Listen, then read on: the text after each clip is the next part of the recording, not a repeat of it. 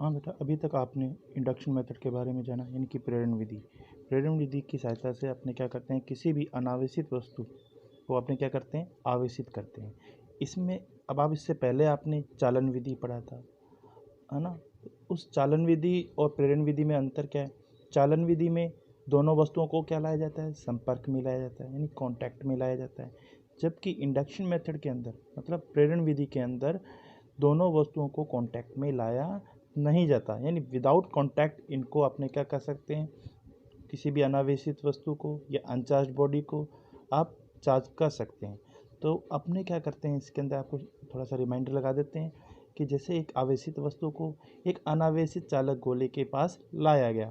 चालक गोले का मतलब जिसमें मुक्त इलेक्ट्रॉन पाए जाते हैं, यानी कंडक्टर स्फीयर का मीनिंग जिसमें फ्री इलेक्ट्रॉन पाए जाते हैं। ठीक है। अब जब ये दूर थे, यानी कि आवेशित वस्तु और अनावेशित वस्तु दोनों दूर थे, तो इसमें किसी प्रकार का चार्ज प्रोड्यूस नहीं हो रहा था। जब इसको इसके पास ला के आए, यानी पास, टच नहीं करवाना, पास लेकर आए, तो जैसे नज़दीक लेकर आए तो उससे क्या होगा कि इसमें आपके चालक गोले में क्या पाया जाएगा, क्योंकि चालक है तो इसमें मुक्त इलेक्ट्रॉन पाए जाते हैं। तो ये इन मुक्त इलेक्ट्रॉनों को, यानी फ्री इलेक्ट्रॉनों को अपनी ओर क्या करता है, अट्रैक्ट करता है। और आपको सबको मालूम है, unlike charge attract to each other and like charges repel to each other, यानी एक समान आवेश प्रतिकर्षित होते हैं और असमान आवेश आकर्षित होते हैं, यानी विजातीय। तो यहाँ पे विजातीय प्लस और माइनस आकर्षित कर लेगा, तो जितने भी इलेक्ट्रॉन होंगे वो इसकी ओर आएंगे। अब कितने, जितने इसके पावर है, पावर की मतलब इसके जितना चार्ज है, जैसे इस पर +4 मैंने लिया है तो इस पर -4 इलेक्ट्रॉन इसकी ओर अट्रैक्ट हो जाएंगे। तो जो जहाँ से आएंगे वहाँ पे पॉजिटिव चार्ज आ जाएगा और वो पॉजिटिव चार्ज इस पॉजिटिव चार्ज से दूर होंगे, तो ये आ जाएगा। अब अगर देखा जाए, अगर आपसे यहाँ पे पूछ लिया जाए कि इस पर टोटल चार्ज, नेट चार्ज क्या है, तो आप देखिए ये क्या आवेशित हो चुकी है? नहीं। कैसे? ये पोलराइड, तो पोल तो बन सके, पर इसमें क्या हुआ है, जितने माइनस है उसमें इधर भी उतने ही प्लस है। तो नंबर ऑफ प्रोटॉन और नंबर, यानी number of positive charge, number of electron, दोनों ही क्या है, सेम है ना। दोनों इधर देखिए, positive charge negative charge same है, मतलब इस पर 4 है, इस पर -4 है, तो +4 और -4 जुड़ के क्या हो जाएगा, 0। तो नेट चार्ज यहाँ पर आपके पास क्या आएगा, 0 आएगा। अब उसके बाद आप यहाँ पे देखिए, अब ये कौन पॉजिटिव, इसको हटाएंगे, तो हटाने के लिए क्या किया जाएगा, एक आपके पास वायर है ना, वायर के साथ क्या कर दिया जाएगा, किसको, पृथ्वी से कनेक्ट कर देंगे। तो यानी भूसंपर्कित, जिसे अर्थिंग बोलते हैं अपने। अर्थिंग करने से क्या होगा कि जो यहाँ पे आप पॉजिटिव है तो ये हाई पोटेंशियल है, और अर्थ आपका लो पोटेंशियल, यानी पोटेंशियल क्या होता है अर्थ का, 0। तो अब इलेक्ट्रॉन जो होते हैं वो क्या करते हैं, लो पोटेंशियल से हाई पोटेंशियल, यानी निम्न विभव से उच्च विभव की ओर, तो निम्न विभव से उच्च विभव जाएंगे और इसको निरावेशित कर देंगे, मतलब कि इसको न्यूट्रल कर देंगे। तो ये वाला पार्ट तो हिस्सा न्यूट्रल हो जाएगा, इस कंडीशन में आ जाएगा। अभी भी ये इलेक्ट्रॉन इसके नज़दीक में अट्रैक्ट कर रहा है ये, तो ये इसी से अभी बाउंड है।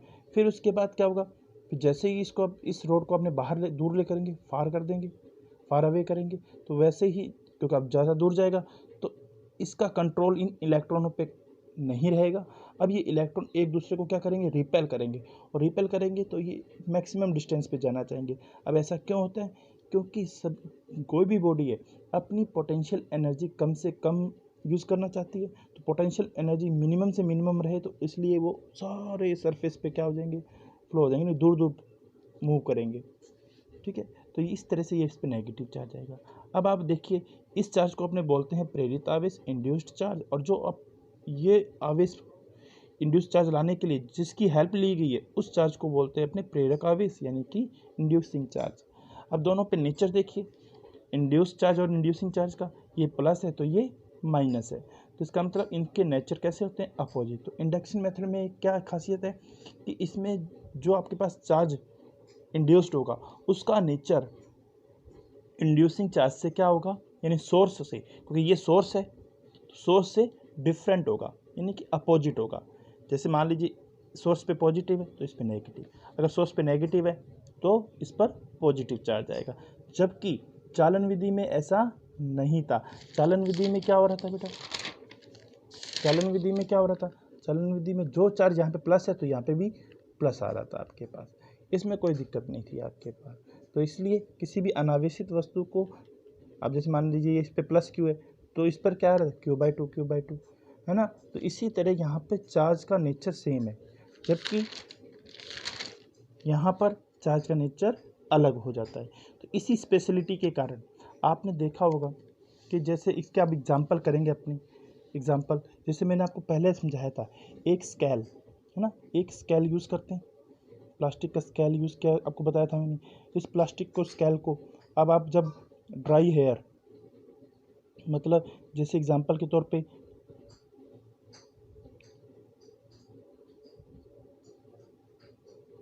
Dry hair,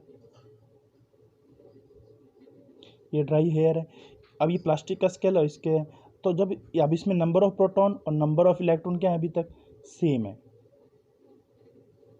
number of proton और नंबर ऑफ इलेक्ट्रॉन दोनों ही क्या है, सेम। इसमें भी आपके पास, अब जब इसको आपस में रबिंग करेंगे प्लास्टिक के और इसको, तो हेयर को, ड्राई हेयर को, ठीक है, ड्राई हेयर को आपने क्या करेंगे, रबिंग करेंगे। तो ड्राई हेयर और यानी शुष्क आपके पास जो बाल हैं उनको और प्लास्टिक के स्केल को, किसको बेटा, प्लास्टिक का जो ये स्केल है,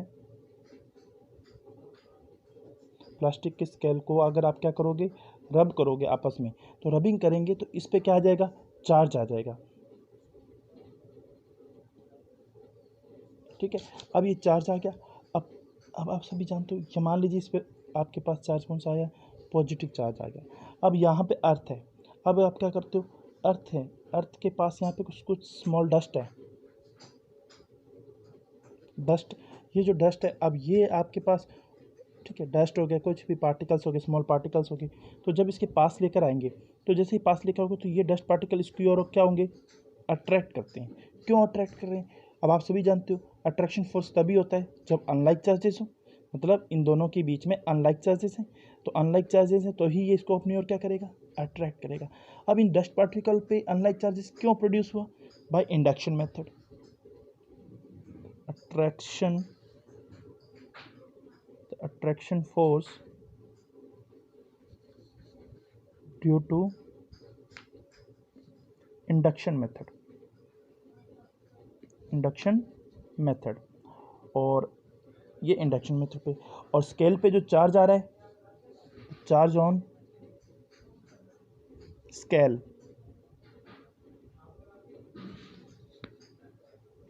ड्यू टू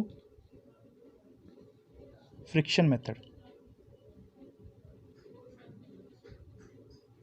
फ्रिक्शनल मेथड।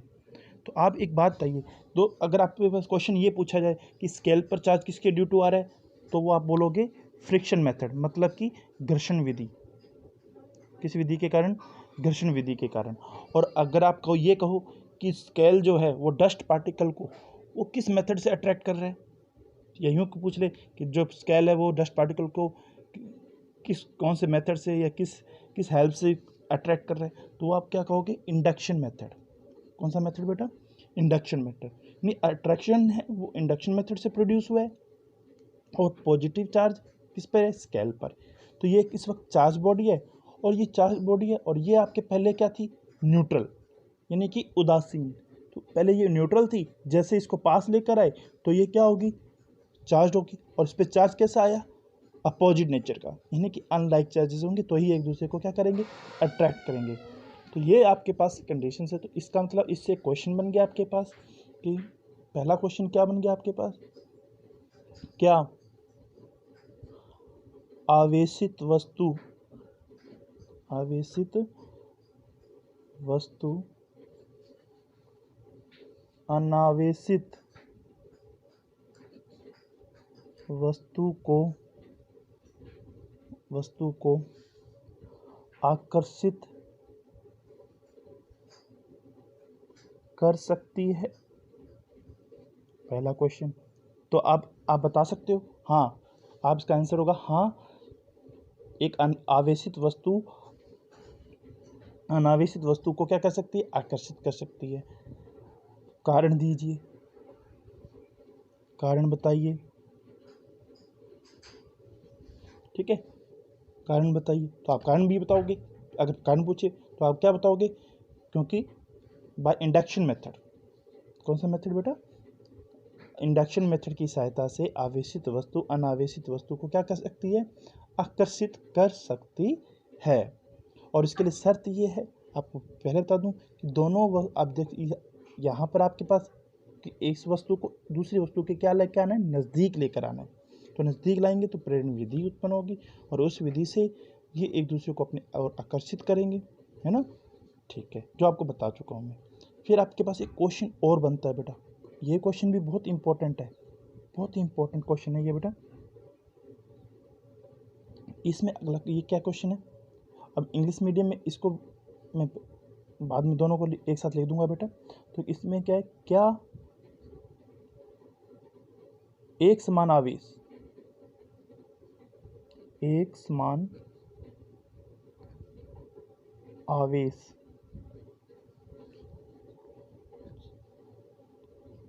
एक समान आवेश एक दूसरे को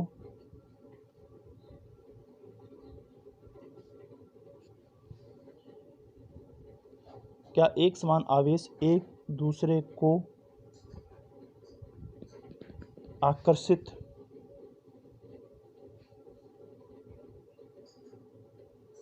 क्या एक समान आवेश एक दूसरे को आकर्षित कर सकते हैं?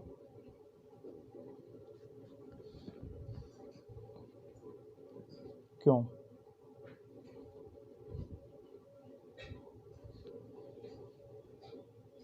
यानी कारण भी देना अपने। क्या एक समान आवेश एक दूसरे को आकर्षित कर सकते हैं? एक समान मतलब like charges attract to each other, can like charges attract to each other, ये क्वेश्चन आ गया। तो आप सभी जानते हो, आपको मैंने शुरू में ये बताया था कि like charges repel to each other, ये बताया था ना, है ना। तो यहाँ पर यानी एक समान आवेश एक दूसरे को क्या करते हैं, प्रतिकर्षित। पर अब यहाँ पर आपने जब प्रेरण विधि पढ़ी है तो प्रेरण विधि में एक शर्त है कि वो क्या है कि अगर दोनों वस्तुओं पर अगर आवेश घनत्व अलग अलग है, मतलब एक वस्तु का आवेश घनत्व ज़्यादा है और दूसरी वस्तु का आवेश घनत्व उसके कंपैरिजन बहुत कम है, तो उस कंडीशन पे प्रेरण विधि के अनुसार उच्च घनत्व वाली वस्तु निम्न घनत्व वाली, है ना, निम्न आवेश घनत्व वाली वस्तु को क्या कर सकती है, आकर्षित कर सकती है। वो कैसे कर सकती है, तो जैसे मैं एग्जांपल, तो इसमें इसका आंसर क्या होगा कि एक समान आवेश एक दूसरे को क्या कर सकते हैं, आकर्षित कर सकते हैं। Like charges attract to each other.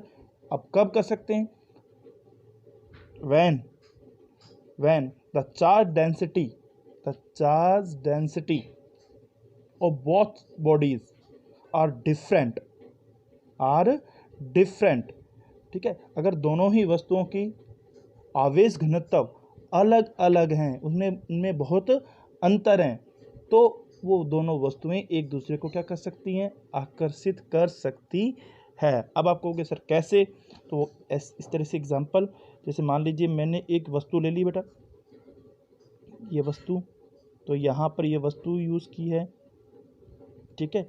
अब इस पे जो आपके पास आवेश है, तो वो मान लीजिए ये आवेश प्लस आवेश है, तो आप सभी जानते हो प्लस आवेश है तो ये क्षेत्रफल क्या है, कम है, ठीक है। और ये एक बड़ी वस्तु है, बड़ी वस्तु, और इस पर आवेश आपके पास ये हो गया, ये हो गया।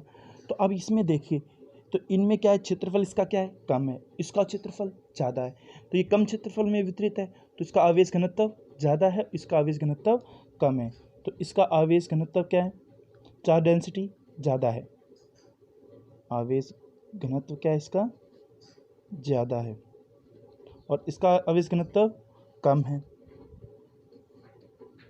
ठीक है। अब यहाँ पे आवेश, इसके देखिए इसका एरिया ज़्यादा है और उस पर चार्ज क्या है बेटा, कम। तो इस तरह से अब देखो दोनों लाइक चार्जेस हैं। अब जैसे इसके पास लेकर आओगे तो ये क्या करेगा, तो ये आपके पास इसके अंदर जैसे जैसे अपने इसके पास लेकर आए बेटा,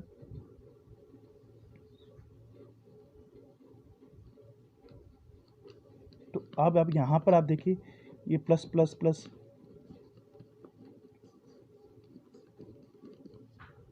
प्लस, जैसे इसके पास लेकर आओगे ये बॉडी, तो ये क्या करेगा, प्लस प्लस एक दूसरे को क्या करेंगे, यहाँ पे रिपेल करेंगे।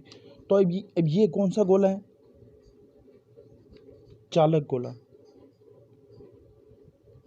लाइट अपने मान लेते हैं ये चालक गोला है, तो चालक गोला है तो चालक गोला है, तो इसमें देखिए प्लस प्लस एक दूसरे को क्या करेंगे, रिपेल करेंगे, तो रिपेल करेंगे तो प्लस प्लस सारे इधर भागेंगे।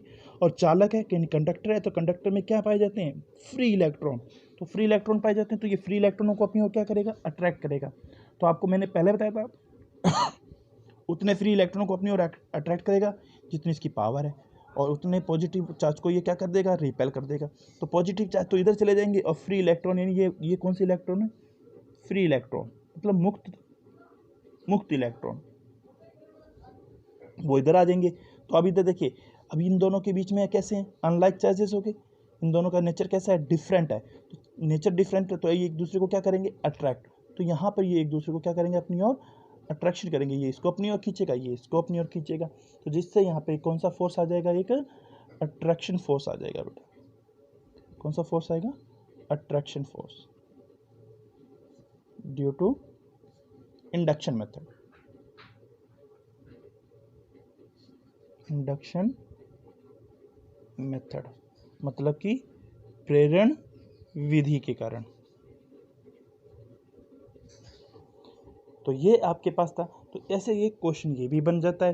तो आपके पास यहाँ पर इतना, ये आपके पास प्रेरण विधि है, इससे बहुत सारे क्वेश्चंस भी बनेंगे आपके पास, ठीक है। अब जैसे मान लीजिए अगर मैंने यहाँ पे गोला, ये कैसा है, चालक है मतलब कंडक्टर है, अगर ये गोला चालक ना हो, इंसुलेटर हो, तो उस कंडीशन पे क्या होगा, तो यहाँ पर Q प्रेरित, मतलब कि प्रेरित का मतलब इंड्यूस चार्ज, कौन सा चार्ज बेटा, इंड्यूस चार्ज, ठीक है, इक्वल टू किसके, यहाँ पर आपके पास माइनस साइन लगेगा, ये Q आपके प्रेरक, प्रेरक मतलब inducing charge, inducing charge.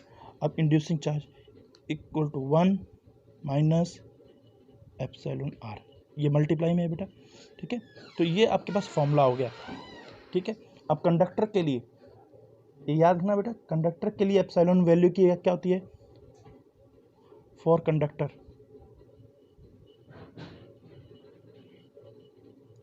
Epsilon R की वैल्यू होती है इन्फिनिटी, इनफाइनाइट, ठीक है बेटा, और ये अनंत होती है। चालक के लिए एप्सिलॉन आर की वैल्यू क्या होती है, अनंत, इसको एप्सिलॉन बोलते हैं बेटा।